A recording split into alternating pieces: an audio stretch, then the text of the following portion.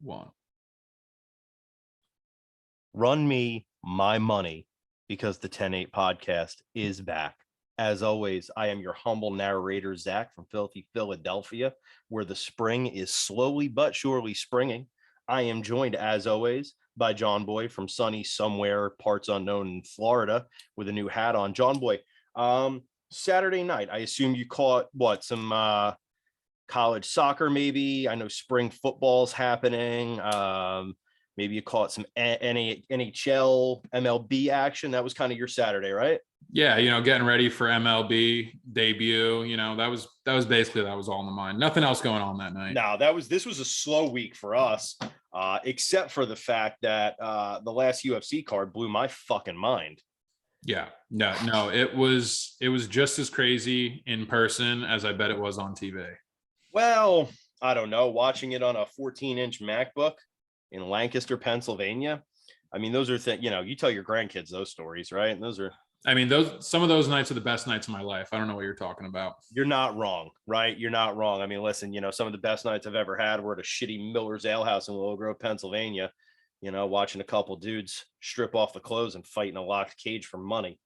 But John, there was something happening on our last podcast. Mm-hmm. I believe it was a first for us. It was. If I'm not mistaken, it was the first ever 10-8 round gentleman's wager.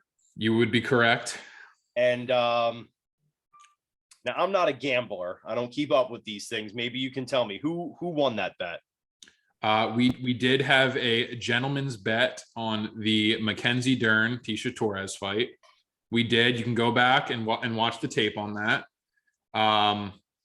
Mackenzie Dern was granted the split decision win by the judges. Did you agree with that decision?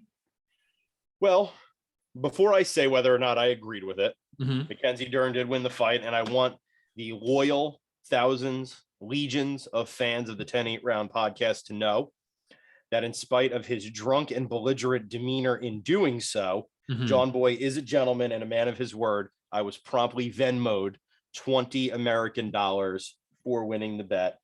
I just want it cemented in the history books. First 10-8 gentlemen's round podcast bet did go to me.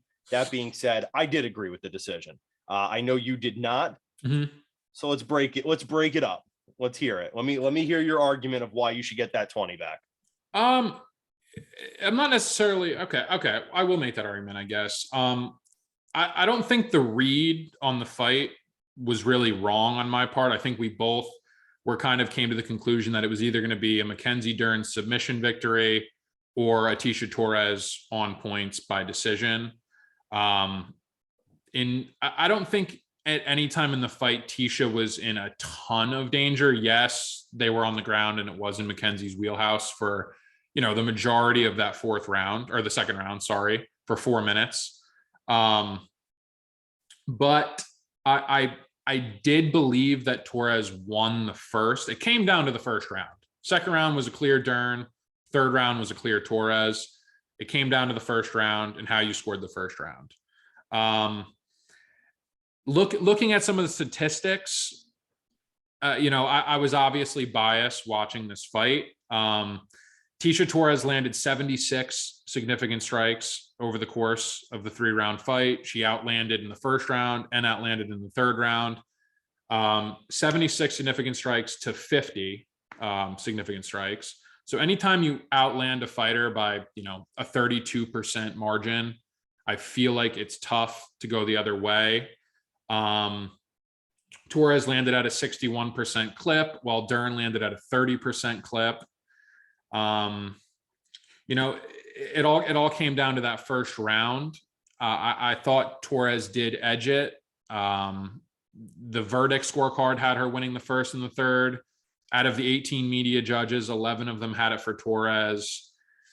These are all excuses at the end of the day. I'm just trying to throw some numbers out there. Did I think it was robbery? Absolutely not. By no means did I think it was a landslide that she had won the first round. But for what I was looking for, I thought she edged the first and the third. How about you? So I'll tell you, I agree with you. I think Torres takes the third. I think Dern takes the second. Mm-hmm. comes down to the first, right? And obviously, MMA scoring, such that it is not reliant solely on strikes landed versus strikes received. It's obviously submission attempts, it's takedowns, it's reversals, it's stand-ups, it's punches, it's kicks, it's everything else in between. And then at the end of this, we also get this really interesting and unique concept that can't be defined, but you know it when you see it, called octagon control. And to me, and I agree with you, right? Our analysis of the fight was correct. Tisha Torres wanted to throw hands, Mackenzie Dern wanted to grapple. And by and large, that was the fight that we saw. It was two women who had an arsenal that they wanted to use, trying to impose their will on the other. Where I think Mackenzie Dern edged Tisha Torres is in the first round, she took the fight to Torres. Mackenzie Dern seemed to have more control over the octagon. It looked like she was moving the pace a little bit more. It looked like she was throwing a lot more punches than I think either of us would have expected her to. And at the end of it, and look, the numbers are one thing, but numbers can give you any story you want them to give you. I thought Mackenzie Dern had the first round. She looked like the more confident fighter in that cage. She looked like she had, if we were on the schoolyard watching this, I think we might have said, if that's where they broke it up, that's where your friends step in to break up this fight. I think we might have had an argument that Mackenzie Dern won it. I also think, and this might dip us in the weeds just a little bit, I mean, there's an argument that Dern took a 10-8 second round. I mean, Mackenzie Dern hung on her. And that's all she did. That's all she did. She just hung. That's not all she did. She almost had a standing Kimura. Almost had Tisha Torres's shoulder somewhere in the first row. Tisha Torres stood there frozen for moments, literal moments. And I don't know that it would have been. Obviously it wasn't. I don't know that it would have or could have been. But if we had decimals, maybe an 8.5 to 10 round, something like that. I mean, her grappling in the second was just absolutely dominant. I mean, Tisha got out of it eventually. To her credit, she did. She stood it up. But to have a woman put her entire weight on you and hang there as she tries to rip your arm off of its body for moments, that's dominance to me. And nothing that Tisha Torres did in that fight equaled the dominance that Dern showed at the beginning of the second. Yeah, Yeah, I completely understand where you're coming from. But in MMA, we judge rounds. We do. And, a 10-9. I don't think giving Torres a 10-9 at the first round would be unheard of. I think the majority of the people saw it that way, not the judges, but media and so forth. But like I said, in no way, shape, or form was that a robbery of any way. I thought it could have went either way that first round. And I do agree with you that she won the second round more decisively than Torres had won the third round. How much, I don't think that should really affect the outcome of the fight. I don't think it was a 10-8. There's another fight that we're going to get into that was a co-main event where a lot of people were arguing for a 10-8. But I actually think, I'm not sure if I'm correct, but I think Torres might have landed more strikes in the second round. I know that Dern was fishing for a submission. She pulled guard and she probably had Torres down for about 3.5 minutes. And, she couldn't lock up a submission and eventually got back to their feet. But I definitely want to congratulate you on the bet. Calling me a gentleman was probably not the right way to describe it. There was a little bit of salt in the wound, because that stopped me from having almost basically a perfect night, a perfect clean sweep on the night. That hurt a lot. But hey, that's the game. And this isn't the last time it's going to happen. It's sure as hell not the first time either. So listen, it was, and look, salt is the seasoning on all of our food, right? So I'm not mad at a little salt.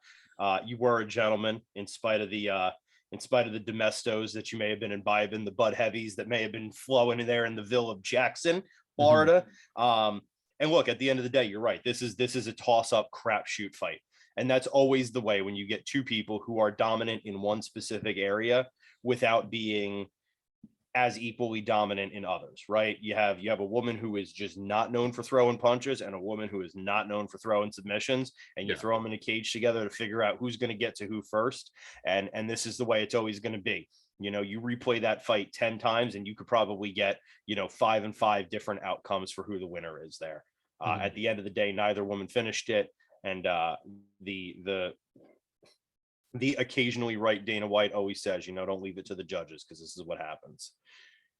So that was the first bit of controversy on what you alluded to earlier, which was a controversy fueled night.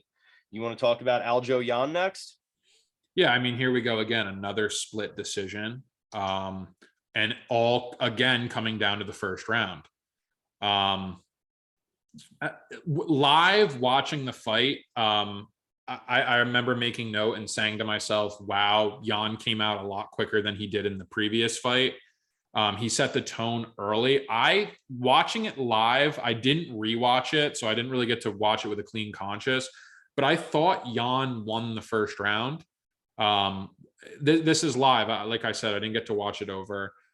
Second and third round were a clear Sterling, but I saw a lot of people trying to make the argument that possibly Aljo had a 10-8 in the second round. But I mean, he locked up the backpack, but at any point in that fight, I didn't feel like Jan was really in danger. I felt like Sterling just held on and backpacked, and there wasn't really, there was nowhere where I was really felt threatened. I was like, okay, he's going to lose the round. He's not going to lose the fight. Jan went on to win, I think, the fourth and fifth round, and I did think that he won that fight. How about you? So I am of the camp that Aljo probably deserved a 10-8 in the second. For a couple of reasons. One, watching it on a screen and not live, obviously my vantage point was, in the cage. Aljo, I mean, was working towards that rear naked choke pretty aggressively.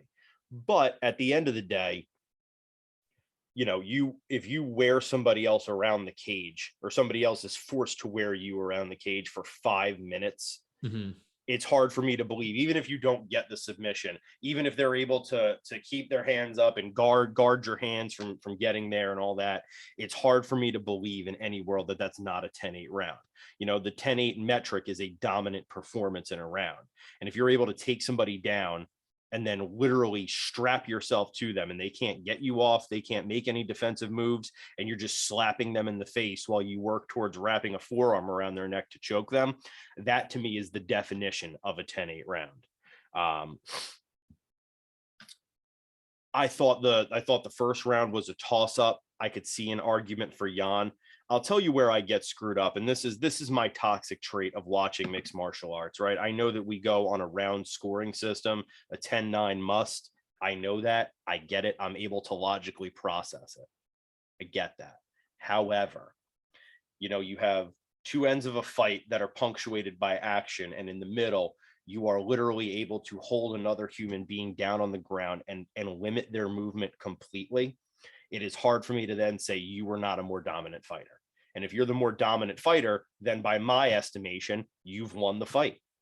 So I know that we do rounds. I know I have to accept it. I have to get with the program. But my toxic trait is this: in the middle of the fight, if you're able to do that, I don't care if you got outscored in the first and the fifth. If they threw more significant strikes, they didn't knock you out. They didn't stop you. And at no point were they able to show the dominance that you showed. You seem to be the winner of the fight to me. So I am in the camp that believes Aljo won that fight. Yeah, no, I think the one disagreement that we have is how we score a 10-8 round.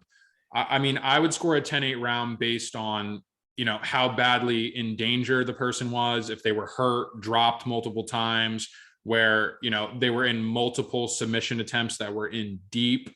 I think being in a dominant position, but in a stalling position where you're not really progressing the movement, you're not really forcing a submission, you're not doing a lot of damage. I think the strike count again on that was like basically even. There was really no danger of Jan being choked out. I mean, he did fight for the neck, but there was nothing that was locked in there.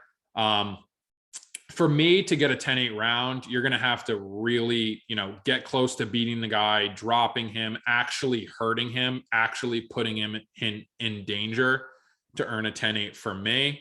The judge, no judges did give him a 10-8. So they were along the same, thought process. I'd have to go back and watch the first round again, but here we go again. This is a fight that wasn't robbery by any means. Like, a lot of people are crying robbery for Jan, which is just, an absolute stretch. In no way, shape, or form was this a robbery. This is another one of those ones where it's going to come down to the judges. Somebody's going to be unhappy. I think both guys thought that they won the fight. You know what? Maybe this calls for, this isn't the first time that this is going to be brought up, but a different way to score these fights. Maybe have 10, 11 judges scoring at home, where you don't have 3 guys ringside who have never fought in the octagon before. Maybe open scoring, like we talked about last week, would have came into play here. There are a lot of things that could be done to make the process of the UFC fight have the more legitimate outcome. You're taking money off the table for some of these guys, which is absolutely insane. I think there's some stuff that needs to be done. Robbery is a stretch, but I don't know. I wasn't feeling the Sterling win, but who knows? Yeah, I mean, look, at the end of the day, and I agree with you, right? It's another one of those fights. It could have gone either way. It was a good fight. It was a close fight. Both guys had their moments where they showed their stuff and they shined. But you're absolutely right. It's another way we need to sit down. And I don't know that I have all the answers or we have all the answers, but something has to be done about scoring. Maybe there needs to be a more rigorous training process. Maybe the athletic commissions need to all get together and finally figure out, how do we score MMA fights? Right. And I've bemoaned this in our group chat for the entire 4 years that we've known each other. Right. No judge who judges MMA knows how to score a takedown. They just don't know how to do it. Some judges, if you take the fighter down, you win the round almost automatically. Other judges, if somebody lands 2 jabs and you take them down, they're going to win the round. I mean, it's just completely inconsistent. There is no uniform scoring that happens in MMA, right?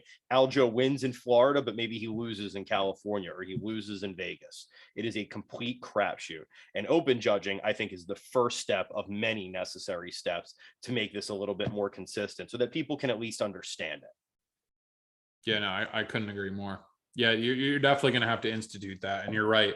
You're going to have, depending on the state commission, you're going to have boxing judges, scoring MMA fights. And you're right. They don't know how to score takedowns. They don't know how to score positional control and a lot of the grappling aspects of the game. So, it's going to be a crapshoot, and it's going to continue to be a crapshoot until, that's resolved. Someone's going to have to figure something out. I don't know what it is. Yeah, no, we got to get with the times here. I look at my phone every single day, John, and I know you do too, waiting for Dana White to call us to say, Zach, John, we need you in Vegas. We need somebody to fix what's going on out there. And you two are the most brilliant minds in the sport right now. Phone doesn't ring. Phone doesn't ring. That's all I'm going to say about it. One day. I'm going to say about it. And I'll tell you, it's all I'm going to say about it, because what I'm really excited to talk about, what I'm really chomping at the bit to talk about, is El Dorino going out there and letting everybody know, Mama didn't raise no bitch. You ain't building no easy reputation off of me, throwing down with KHAMZAT Chimaev in what had to be, I have to believe, a first quarter fight of the year candidate. Yeah, no, that fight was absolutely spectacular. You really got to give props to Gilbert Burns here. Coming in, KHAMZAT Chimaev, a -500 favorite. Burns really not getting a lot of respect. The guy just fought his absolute heart out. But on the other side, KHAMZAT Chimaev, we have to give a little bit of respect to as well. He checked a lot of boxes for me that night.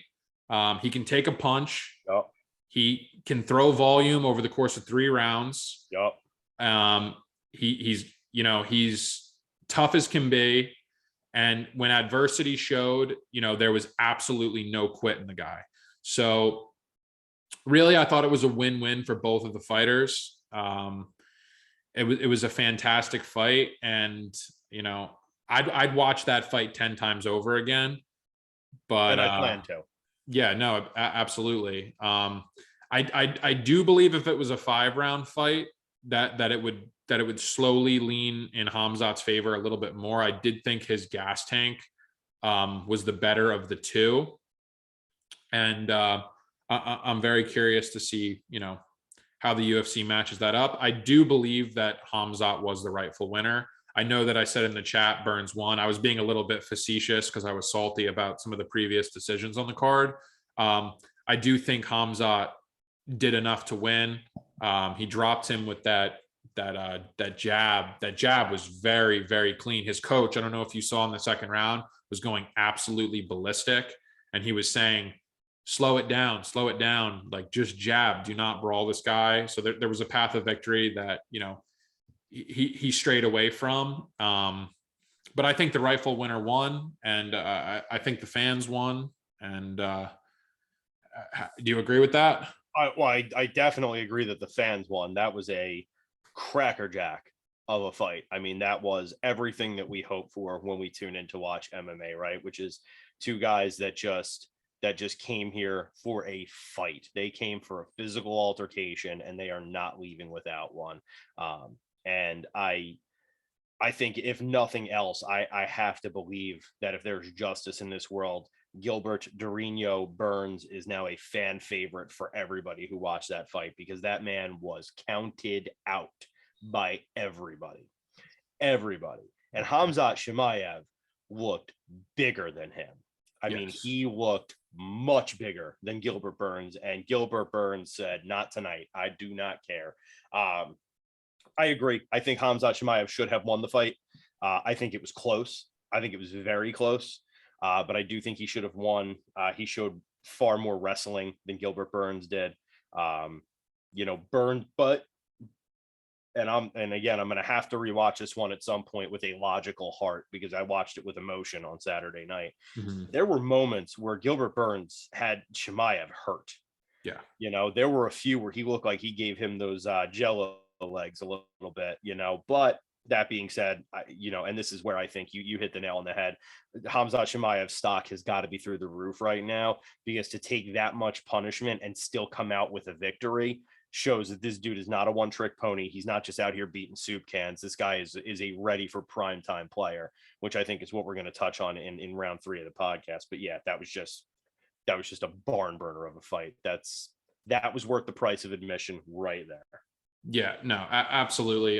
The only thing that did surprise me was that he didn't really play into Burns's guard when Burns was on the ground. He kind of he waved him up at the end of the third round. I thought he was going to do a little bit more ground and pound in Burns's guard, but I guess Burns is a notorious BJJ black belt, super legitimate guy, so that they felt that there was an easier path there. But other than that, man, you got to give credit to Burns. Fantastic fight. He'll be back. He's number 2 in the world for a reason. And I'm excited to see what's next for both of those guys. Yeah. I mean, I have to believe the UFC is going to find some more fights for Gilbert Burns. I have to believe that they are going to continue to try to tailor the fights they put him into, allow him to showcase that brawler mentality that he clearly has. The real question here is, what does this fight do for Darren Till's stock in your mind?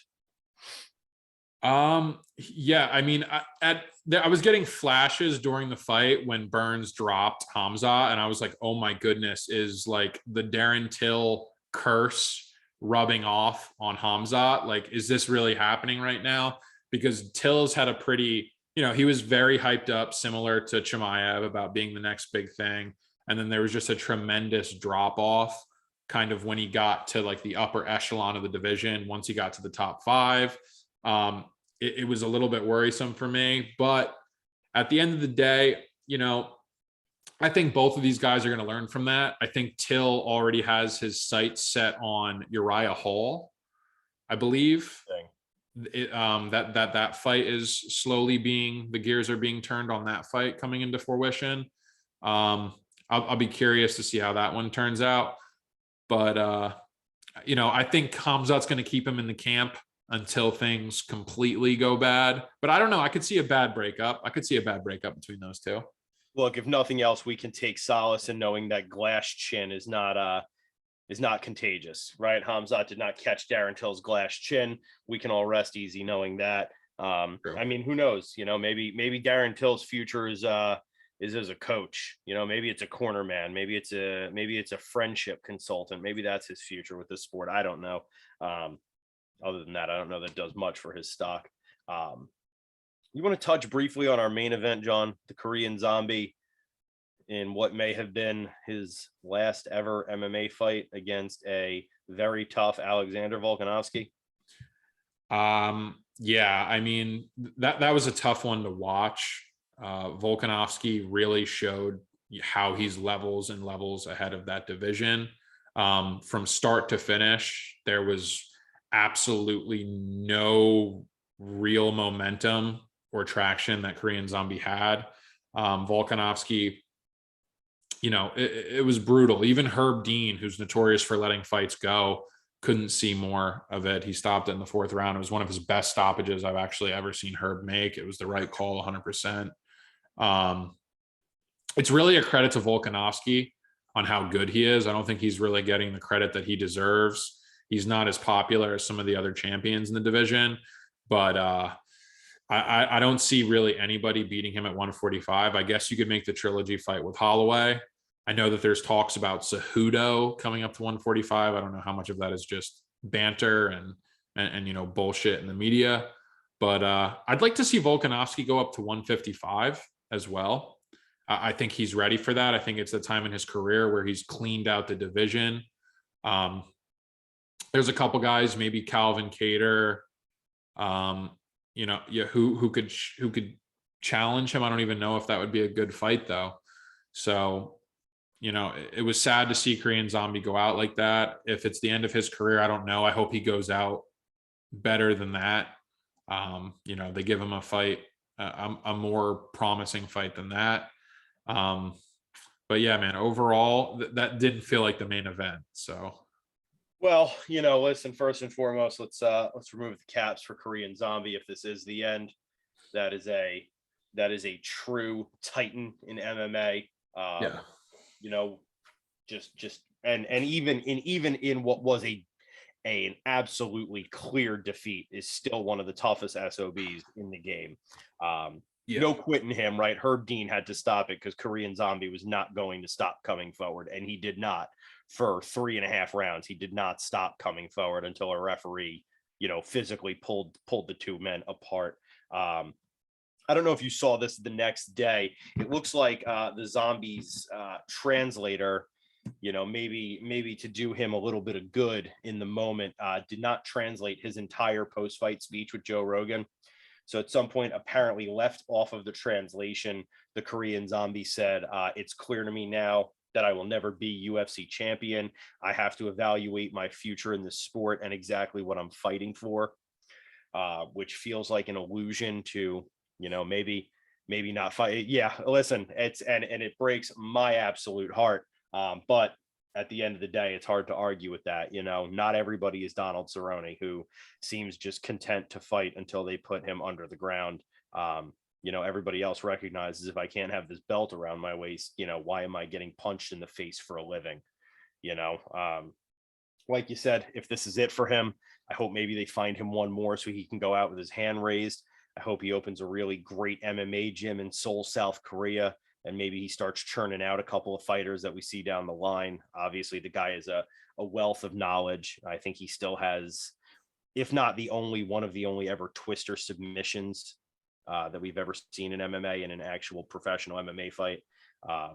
So as depressed as I am, I mean, clearly Alexander Volkanovski is about that business. There's just no arguing that one. And I am just so distraught at the thought that we are now going to have to deal with the cringe king once again. God, I hate this asshole so much. I just cannot stand Henry Cejudo at all. He is so fucking annoying. And it must be annoying for me to badmouth a wrestler in MMA. I was just going to say, I give a lot of credence to wrestlers, Cejudo being one of the best wrestlers in MMA. God, is he fucking annoying. So yeah. I guess we get to deal with that now. Great. Yeah, no, I mean, the king of cringe is extremely suitable for Cejudo. I mean, he plays the heel. He knows what he's doing. Um, I mean, this is a guy who is a 125er and a 135er. And at 135, he only had one win. Correct me if I'm wrong. At 135, he beat Marlon Moraes for the belt. And then I'm pretty sure he mailed in after that. And by the looks of Marlon Moraes' career at 135, that is a pretty unimpressive win. You know, Talk right about a now, stage dive. yeah, back then, you know, it was a solid win, but as the future went on, it's becoming more unimpressive by each fight that goes on. I don't know how much legitimacy there is to Cejudo actually going up to 145, but then again, who is there really for Volk to fight? So I don't know. Who knows? Maybe that's where McGregor winds up when he comes back, when he comes to his senses and realizes that Kamaru Usman would fold him up like a pretzel. Although I got to tell you, not sure I like the Volkanovski matchup for him either. yeah, there, to tell you the truth, I think his best matchup is at 155. So Yeah. Yeah. And he's looking beefy on the socials. He's looking real beefy on the socials. So I don't think he has an interest in cutting that weight back down to 145. But yeah, I mean, Volkanovski, obviously the UFC is going to have to do something. They're going to have to pull fighters from somewhere to fight him, because I don't see any other clear path right now.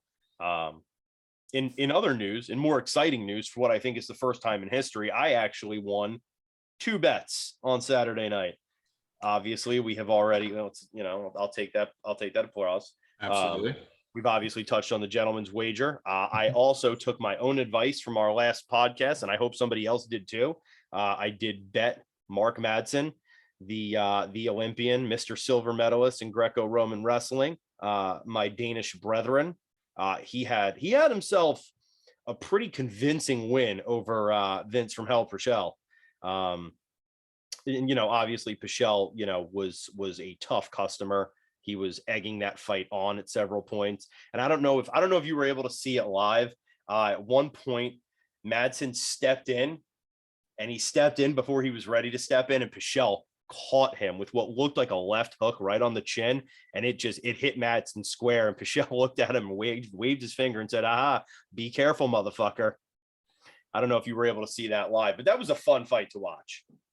Yeah, no, I think that was a peak drunk moment for me at the fight, where I was trying to, gather myself.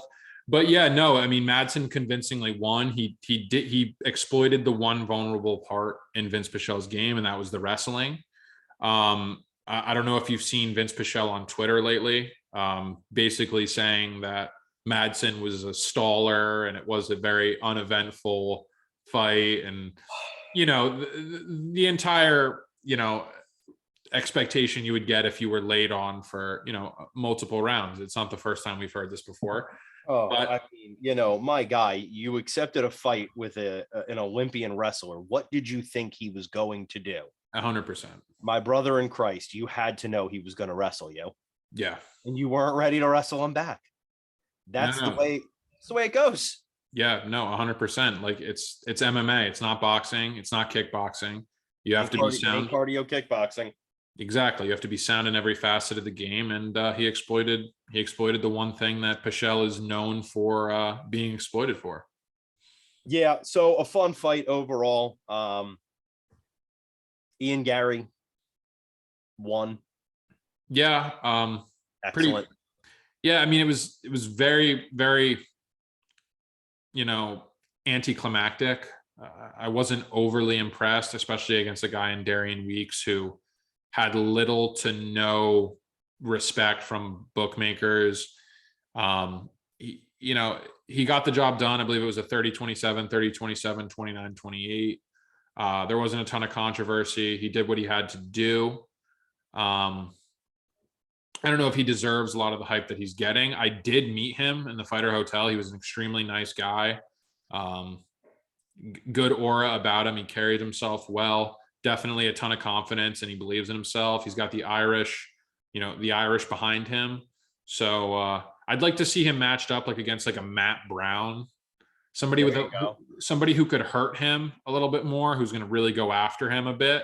I would Brian Barberina, if you will. Yeah, exactly. That type of fighter, somebody who beat Darian Weeks, like we touched on last week, and or a guy like Matt Brown who's going to, you know, really go after him, somebody who's going to try him, somebody who's going to try and hurt him. I'd like to see how he reacts with that. But yeah, overall a solid performance. That's about all I'll say about Ian Gary. What else can you say? I'm sure we're going to have him on the show sometime soon. I'm sure he's heard of us. I believe you mentioned when you met him, he was like, "Oh my God, that's John from the 10-8 round. I should go say hello." So that's great, you know, and that's an endorsement for us. That's an official endorsement from Ian Gary for the 10-8 round podcast. So fantastic for us. I saw Jimmy Manoa, also an endorser of the 10-8 round podcast. That's great. I believe also the Chinese Leech. Yes. Also, Li Jingliang, yes. Which is wildly impressive because I don't believe that gentleman has mastered the English language just yet. He's a Chinese fighter, and his business is fighting, not linguistics, but a fan of the podcast anyway. You know, this message hits, right? Because this message isn't about words. It doesn't hit you here. Yeah. It hits you right here. It hits you in your heart. Yeah, I mean, you really don't know how widespread our message gets there, but I mean, it was relevant. I saw it in Jacksonville. I love it. Yeah, man. Couldn't be happier. Yeah, no, it was pretty cool to see the outreach that we've acquired doing this show. It really is, Zach. We're really doing great things. I mean, I'm not ready to talk world peace yet, but I wouldn't rule it out by maybe midsummer. No. International Fight Week. You know, maybe we're sitting down. We're in Kyiv in Ukraine, sitting down, brokering peace talks. I'm not going to rule that out. I think that's on the table for us. Absolutely. Never say never, right? Never say die and never say never. Well, let's get into our next round of business. There is a fight card this weekend. And John, what can I say about the fight card this weekend? No, seriously, what can I say about the fight card this weekend? I don't recognize anyone's name. What should I say about this fight card? Yeah, no, I'm at a bit of a loss for words as well. We have the headline fight in Belal Muhammad, Vicente Luque. This is a rematch going back to, I believe their first fight was on the Eddie Alvarez, Conor McGregor, Madison Square Garden card. Were you still in high school when that card happened? Be honest. Tell the truth. Yeah, I believe so. Maybe towards the end of the old high school career. But yeah, no, this is a rematch. Take two. Vicente Luque had a first round knockout in their first matchup, but obviously we got to see that one again. Yeah, no, I know what you mean, but I think it's safe to say that both of these guys have tremendously progressed over the course of the last, I would say, like 4 or 5 years when that fight had taken place. I know both of them went on pretty massive win streaks since that fight. So they've both made waves at welterweight. I actually do agree with the matchmaking, with kind of how the scenarios and the matchups are being played out. Do you have a favorite who you think would be favored in the rematch? So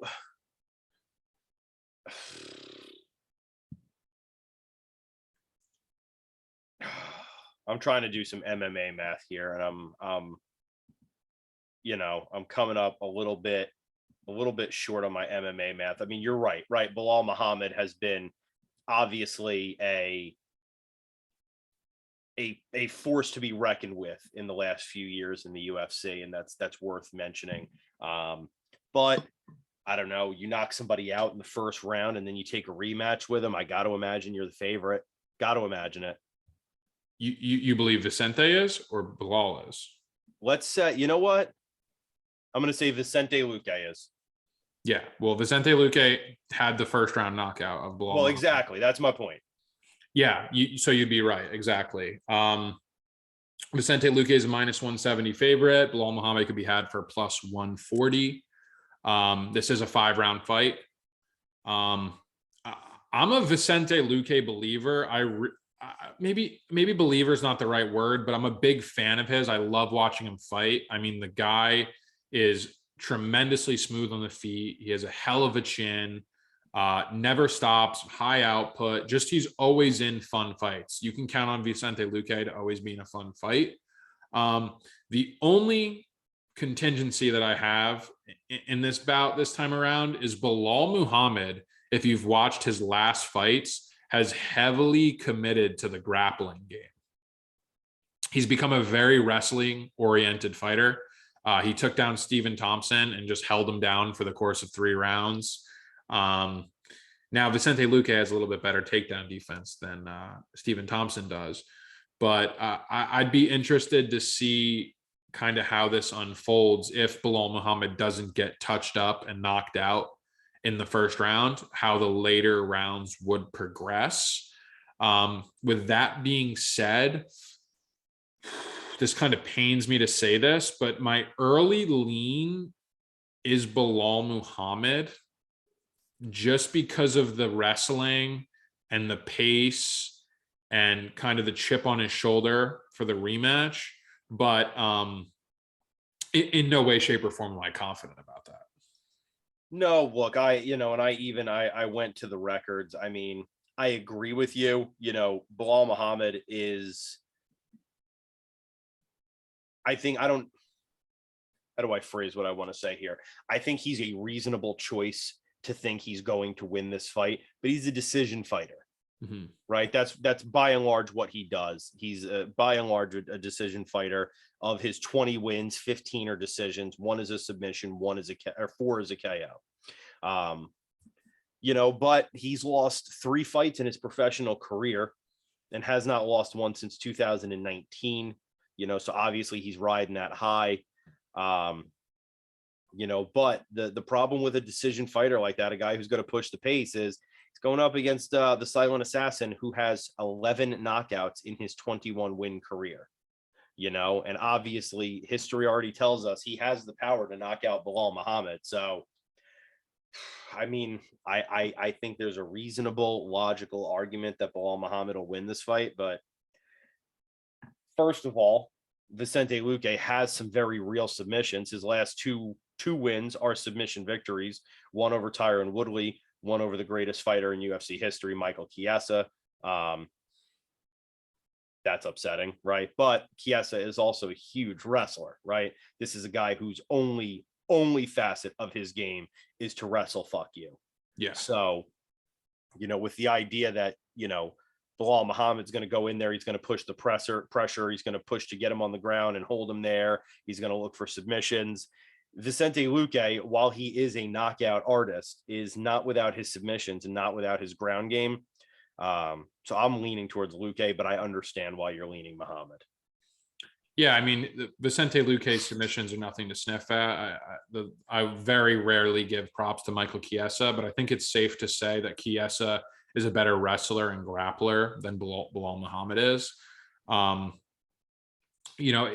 don't know if Luque is the guy you're going to be able to just spam takedowns against and just hang your neck out there. He's somebody who, apparent in his camp, he's got some pretty, validated, recognized wrestlers in there.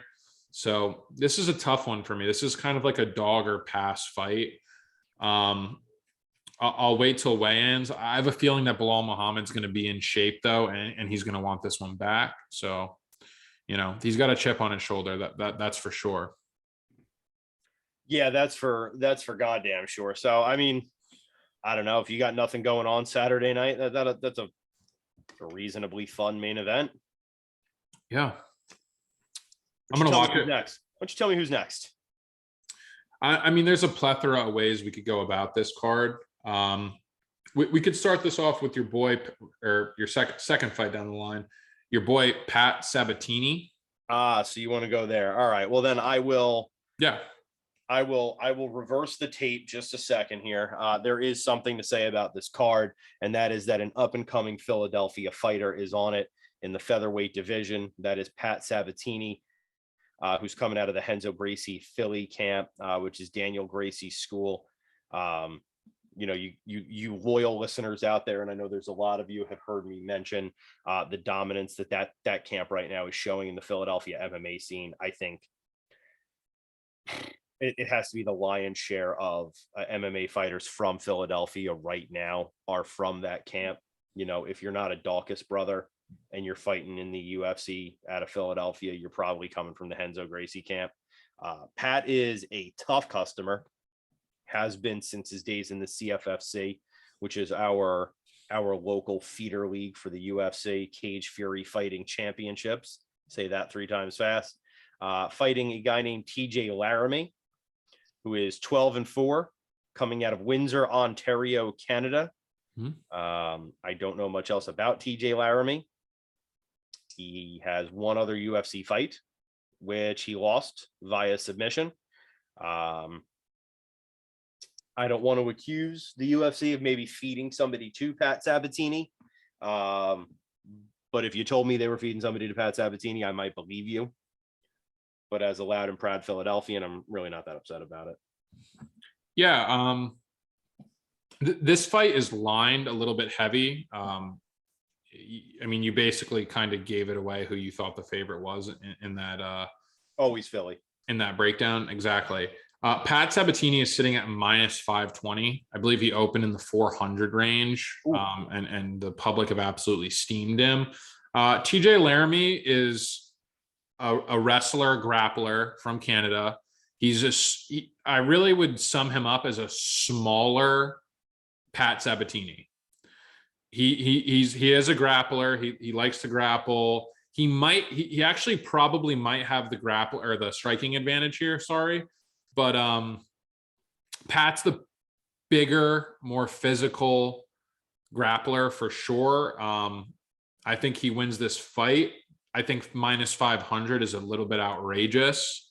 I don't know if I could get to that number, but ultimately at the end of the day, I will also be picking Pat Sabatini to win this fight. Yeah, I mean, TJ Laramie is 24 years old, so he's obviously younger than Pat Sabatini by about 7 years. Not yet, I think you hit it spot on. Otherwise, I mean, he's a smaller Pat. These guys are both grapplers, they're both wrestlers. Anybody who has sort of followed the fighters coming out of the Renzo Gracie Philly camp knows these guys, no matter how proficient their striking is, these guys are grapplers through and through. You look at Sean Brady, you look at Paul Felder. These are all guys whose grappling acumen is on par, whether or not they are strikers. They know how to grapple always. And Sean Brady, is sort of leading that charge for grapplers coming out of that camp. But I know Pat is a longtime friend, training partner, etc. with Sean. I believe Pat is also a Daniel Gracie black belt in Brazilian Jiu-Jitsu. You got Andre Petrosky in that camp, who's a huge wrestler. So I'm sure they're pushing the pace with wrestling out there right now. So I think Pat is the right call there. Let's knock wood that I hope I'm right, because if Philadelphia doesn't win Saturday night, I have legitimately no other reason to give a flying fuck about this card. And if you want to get more in depth with this card, we can just be prepared to do the heavy lifting here. Yeah, I mean, when I look at the card right now, I took my odds off of a sports book, so I don't even know. Do you know who the co-main event is? Let's see. Let me get there. I can't even look at this card from top to bottom and give you, any idea who would be deserving of a co-main event spot, because it's that weak, of star and limelight of fighters. I really don't. Nobody's sticking out to me right now. So in the co-main event, we got Caio Barallo, crushed it, and Gadzi Omar Godzaev. Okay. Crushed it. Okay, so two guys making their UFC debut. Sure. Yeah, in a co-main event. that makes sense. Yeah, I mean that basically sums up the card in a nutshell. Right, that's your co-main event. Yeah, is bizarre to me, because Pat Sabatini has 3 fights in the UFC now. And undefeated in the UFC. Yeah, exactly. That's why, as I went down the list of the card, I kind of went with a guy who, has some recognition, definitely has a little bit of momentum going and building that, you could stick him in a co-main event slot here and I wouldn't even blink. But instead, I guess the UFC is going with Gadzi Armagadidov or Armagadzaev. I think. I'm a little bit familiar with him. He's a wrestler, grinder, and Caio Baralla is a brawler who can stand and bang. Maybe those are 2 big prospects that the UFC is keen on, so they're sticking him in that slot. But I mean, as you really go down the bottom of this card, there's not a ton that sticks out to me. The Chris Barnett Mhm. He's a fun heavyweight. If you've never seen him fight, for his size, he shouldn't be doing some of the acrobatic moves that he does in the cage. He's usually a fun fight, fighting Martin Boudet, who is also making his UFC debut. He was a Dana White Tuesday Night Contender Series guy. Yeah, other than that, it's really hard for me to really get excited about anything else. Devin Clark, William Knight, two middleweights fighting at heavyweight. I saw that both guys who have, I think this is both of their first fights at heavyweight, should be fighting at middleweight, skipped over light heavyweight, and are now fighting at heavyweight. So, I mean, you know how it is. You pop open a tub of edible cookie dough, have yourself a night of rom-coms, you light a candle.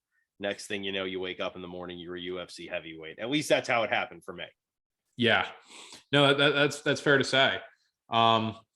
There's no lean for me really on this card. I'm going to wait for weigh-ins. This is one you're going to want to really check the Twitter out for me to really have any definitive picks that I like. I'm definitely going to put something together because I'm a degenerate at heart. If you are a degenerate and you Yeah. really need to bet this card Yeah. because you have an impulse and because your friends at Gamblers Anonymous are not taking your calls right now, then follow Jay Sherpex. Yeah, no, I mean, that's very fair to say.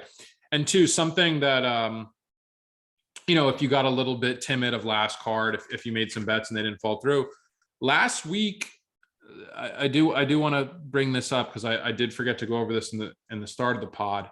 What do you got? My porch bet was Ian Gary, right? Jared Rosenstreich, who he was COVID. They came off the fight, so tiebreaker, so that was scratched. Raquel Pennington, that cashed with ease. Khamzat Chimaev and Tisha Torres. So, I mean, you're talking about a 4-leg parlay that fell apart with Tisha Torres, who, like I had stated on earlier, I think we made the right read on that fight. It's not one of those fights where you look back and you go, oh my God, I completely misread that. Right. That was a horrible bet. She was the underdog. She wasn't even, I wasn't betting a favorite. I was betting an underdog that, like we said, five out of 10 times that goes either way. So on 50-50 odds, I'll take that all day. So, it wasn't the best result because there was a lot riding on Torres, but the reads were there. I think there's a little bit more study that's going to have to go into this week, but I'm definitely going to give you something to spice up this pretty bland card for Saturday. Here's the thing, John, and I'll explain it in terms like this. You're out at Miller's Ale House. You're having a couple of domestos. You're throwing down the butt heavies. You go home. Your lady looks at you in the mood for love. You lay down in your plush king size bed with her and you give her what the Christian Lord intended you to give her. And 2 minutes later, she rolls over and she looks you in your eye and she says, "Hey, cowboy, how about round 2?" And you say, "I need a minute." There's a medical term for that. It's called a refractory period. That is the period in between when you are ready to get after it again. This is what we are looking at with the UFC right now. This card is the UFC's refractory period. Jesus Christ, they're not ready for loving again. That is they're fantastic. not ready. They're not there to give you that hard loving that you want so desperately. So you got to give them a minute. This is you giving the UFC a minute. Yeah, hell, I mean, you might need some uppers for this card as well. I mean, a little bit of help also wouldn't hurt the situation. A little bit of help. Yeah, we don't judge here at the 10-8 pod, but we don't judge. We don't. We're here for you. If you need help, we're here for you. Absolutely. And listen, if you do need to get your lady in the mood for loving, I cannot recommend a mountain melt at Miller's Ale House strongly enough. Get the Captain Jack's chocolate pounder to wash it down. That's what we call an aphrodisiac. Aggressive. That's right. It's an aphrodisiac. Look, would I want to be near me? No, but I'm ready. I'm there. I'm ready to get in the game. Ready to try out for varsity. God be with Meg. God be with us all. Let's be honest. God be with us all. And that's right. You heard it here first. Miller's Ale House, official sponsor of the 10-8 podcast. Yep.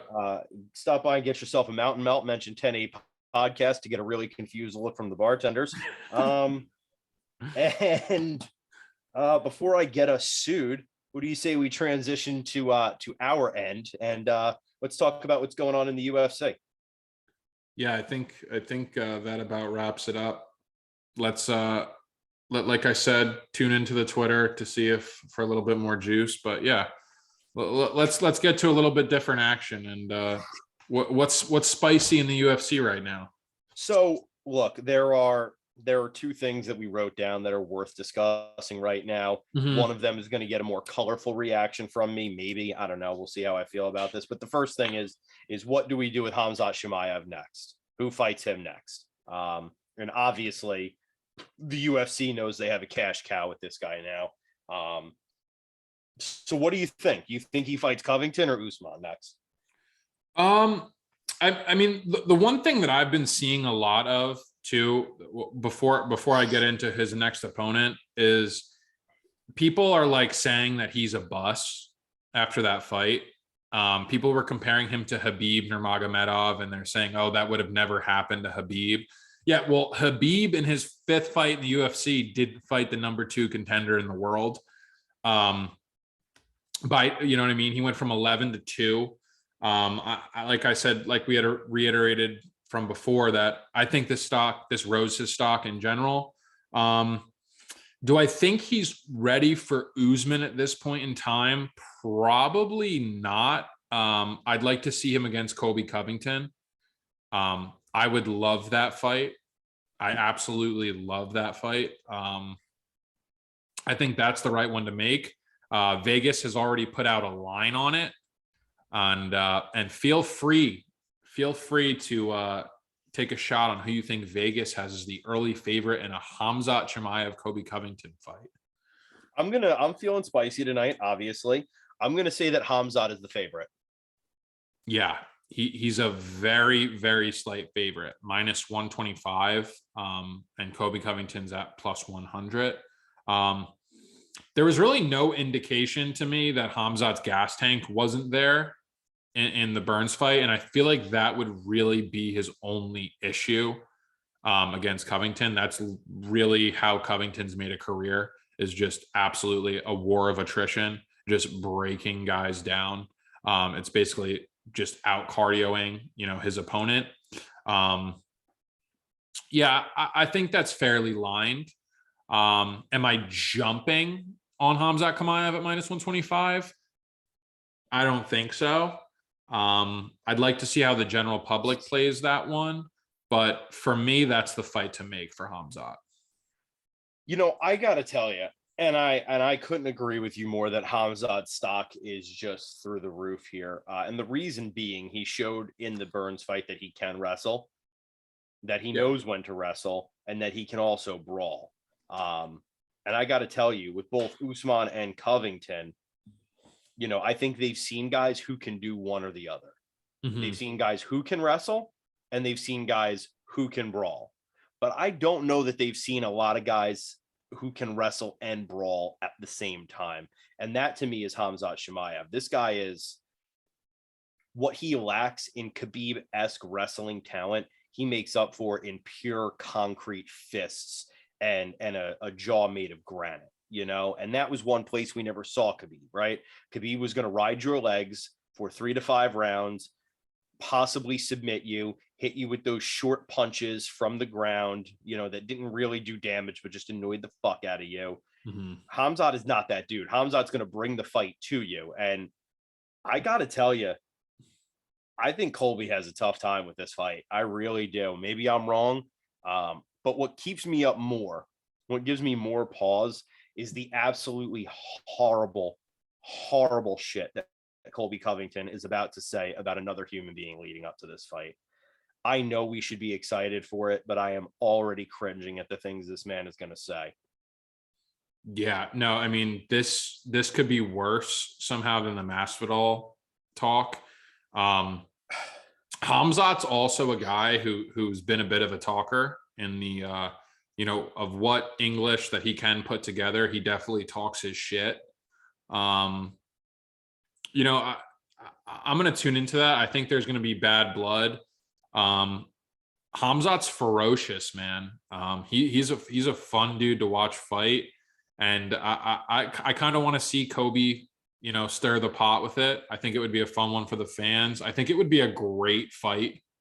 And I think that's the only way that we're really going to be able to tell if KHAMZAT is ready for a title fight. I think Covington is the guy that people should almost have to go through to really fight for the belt. I think Leon Edwards is, do I think he deserved a title fight off of that Nate Diaz fight?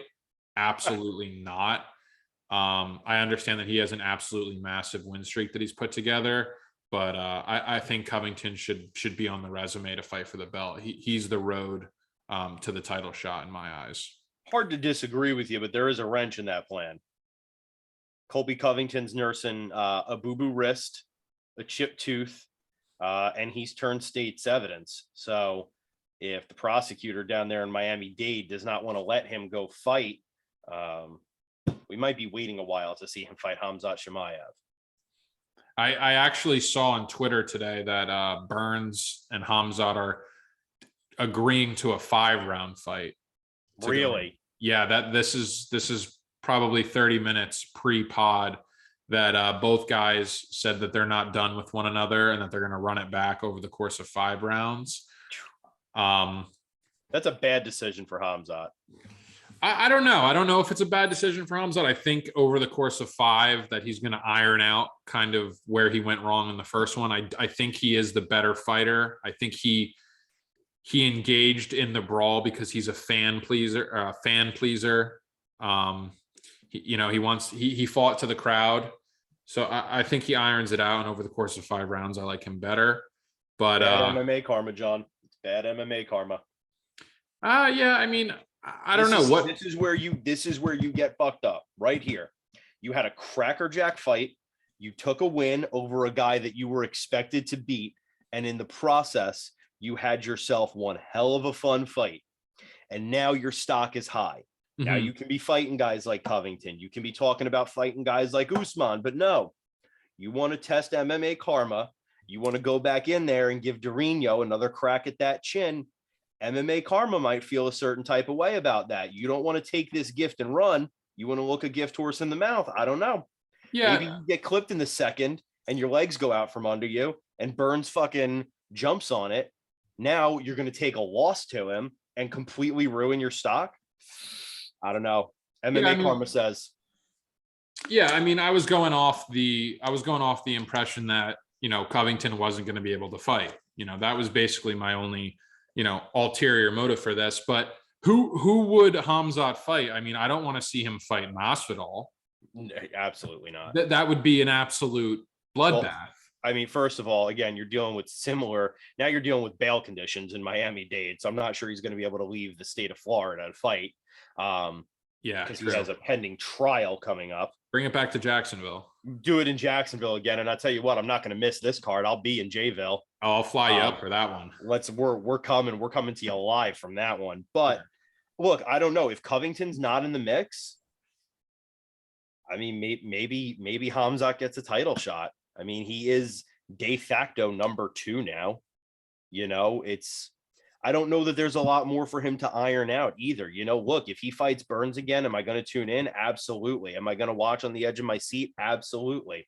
But how many times have we seen guys go in there and fights they should win, or rematches, or some other situation where we're thinking they're going to iron out details and they end up getting starched because it was just not their night? This is a cruel and unforgiving sport with a short shelf life, and eventually, unless you're Khabib Nurmagomedov and you really do know when to leave, eventually everybody's going to lose, right?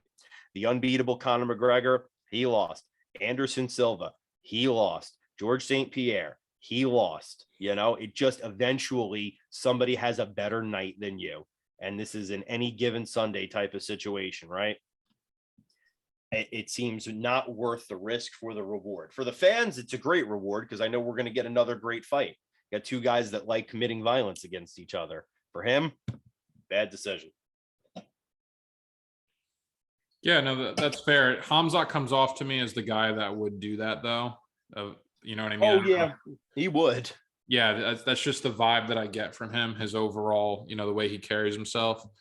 But definitively about that life. Let us never doubt nor decry Khamzat Chimaev's ability to be about that life. And I have one question for you that came to me here. Does Peter Yan fight Sterling a third time, or are we done with that fight? I think they have to do a third fight. Do you think Dillashaw fights Sterling before that? I don't know. I mean, I don't know that we have an answer to our questions, right? How many people are saying that Jan won that fight right now? I don't know that question has been answered. Yeah, no, I agree. You know, you had the first fight where Jan was winning and then got himself DQ'd. You have the second fight where Jan won at least 2 rounds, possibly 3, but for the other 2 was pinned to the ground by another man. But I don't know that we've answered the question of who's the better fighter between these 2 yet. So if it's me, I'm going to wait a few and see what the public reaction is. But if people don't stop talking about how Jan was the actual winner of this one, I think you got to book it for a third. I think it's a moral obligation to book it for a third. Yeah, the bantamweight division is interesting because I think the top 4 guys on any given night could win that belt, being Dillashaw, Sandhagen, Jan, and Sterling. So it'll be interesting to see how 135 plays out. If I was the matchmaker, I would feed Dillashaw to Jan, and I'd love to watch. Winner gets the strap fight. Yeah, and winner gets the strap fight. That's fair.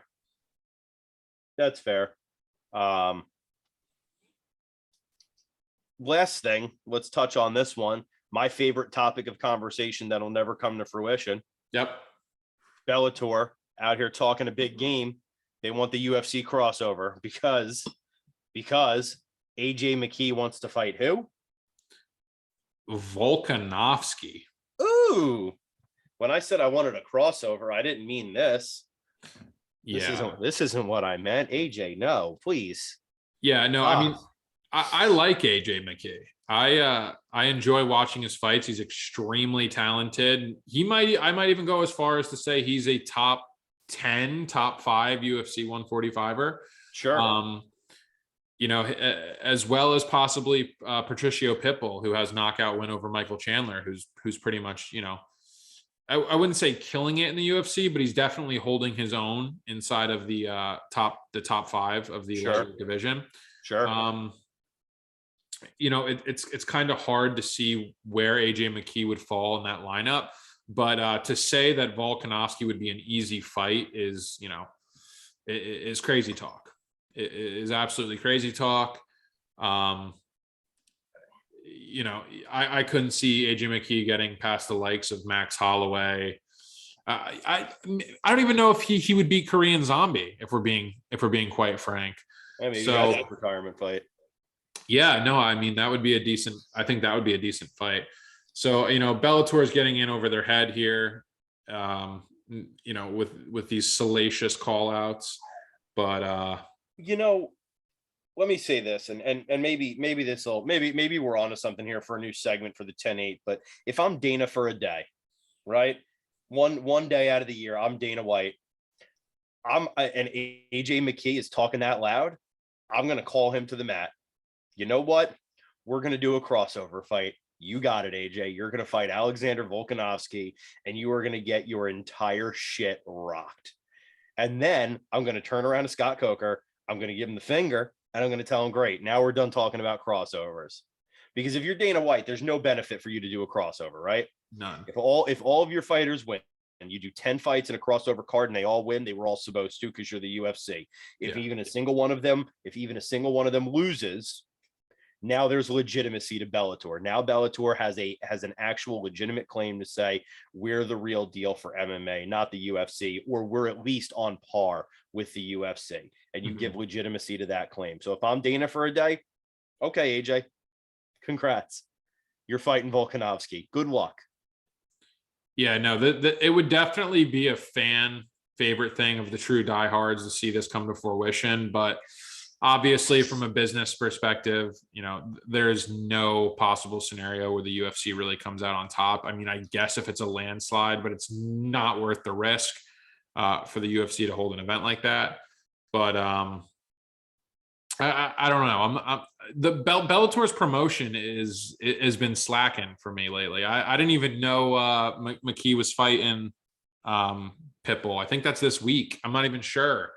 So they had to bring the UFC into it. They had to ride the coattails of a Volkanovski victory to talk about Bellator. That's where Bellator and other fight organizations are at right now. So it's a sin. It's a cry and shame, but here we are. Look, it's never going to happen, but it's fun to dream. It's fun to talk about. John, anything else? Yeah, I think that pretty much sums it up. We don't really have anything that's major to look forward to until UFC 274, which is a juicy one. I don't know. We probably won't get into that tonight, but that is juicy though. Yeah, that is the biggest fireworks down the road for sure. Well, we'll obviously be back next week. We'll find something to talk about, even if we just talk to ourselves. But in the meantime, call your mother, tell you love her. The 10-8 will be back. Deuces.